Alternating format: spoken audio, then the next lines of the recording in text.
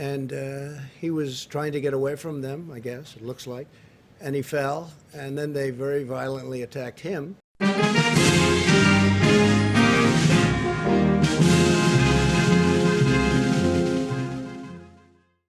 Yeah, Jeff? Mr. President, why are you not meeting with the family of Jacob Blake while you're there? Well, I spoke with the pastor, wonderful man, the family's pastor, and I thought it would be better not to do anything where there are lawyers involved. They wanted me to speak, but they wanted to have lawyers involved, and I thought that was inappropriate, so I didn't do that.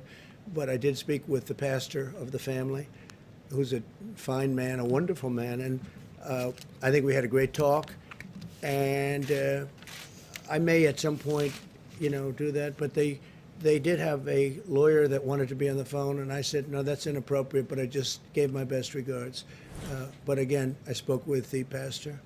Yeah, please. I have a question on coronavirus, but first, you were just criticizing Joe Biden, saying he didn't mention the far left or Antifa during his speech today. You said you wanted to talk about left-wing political violence. Yeah. But I noticed you did not mention that your supporters were also in Portland this weekend, firing paintball guns at people, some form of pepper spray. So do you want to also take this chance to condemn what your supporters did? Well, I understand they had large numbers of people that were supporters, but that was a peaceful protest. And paint is not, and paint as a defensive mechanism, paint is not bullets.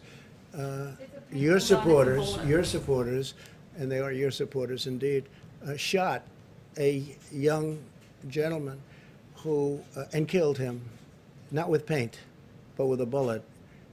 And I think it's disgraceful. These people, they protested peacefully. They went in very peacefully.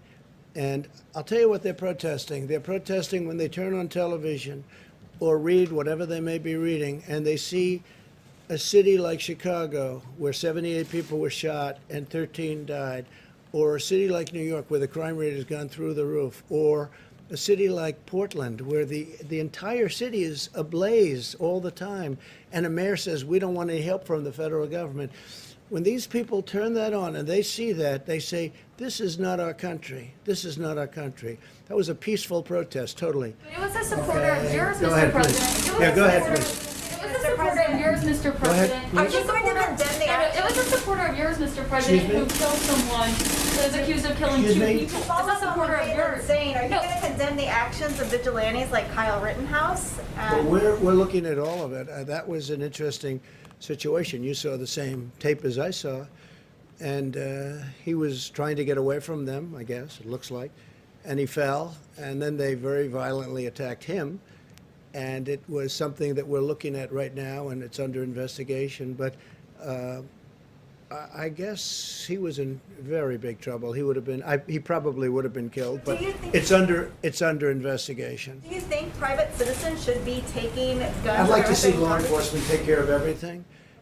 I think everything should be taken care of, law enforcement. But again, we have to give our cops back, our police back, their dignity, the respect. They're very talented people. They're strong. They're tough. They can do the job. But we've taken it away. We don't want to have, when somebody makes a mistake, he chokes. Or in some cases, you have bad cops. So we have to take care of that. In other cases, they choke. They have a quarter of a second to make a decision. And sometimes they make the wrong decision. If they make the wrong decision, if they make the wrong decision in the other direction, they're probably dead.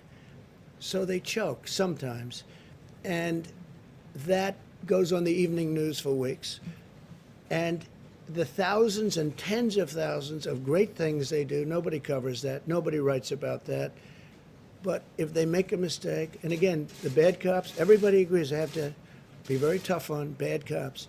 But sometimes you have a cop or a police person who is a good police person, right? Good. But they choke. The timing, and they go through this and they study this and they work on it all the time. They literally have a quarter of a second to make some of these decisions.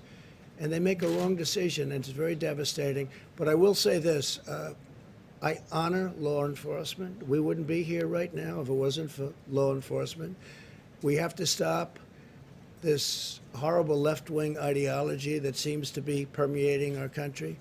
And basically it's weakness. It's weakness on behalf of Democrat politicians. The Republicans, we don't have problems. You take a look at our cities. Our cities are doing very well. They're safe. They're secure. I spent a lot of time in Texas, as you know, just a couple of days ago, and I was with the governor of Texas, Greg Abbott. He was explaining they wouldn't put up with it for a minute. They just don't have the kind of problems that other people have. Thank you very much. I appreciate it.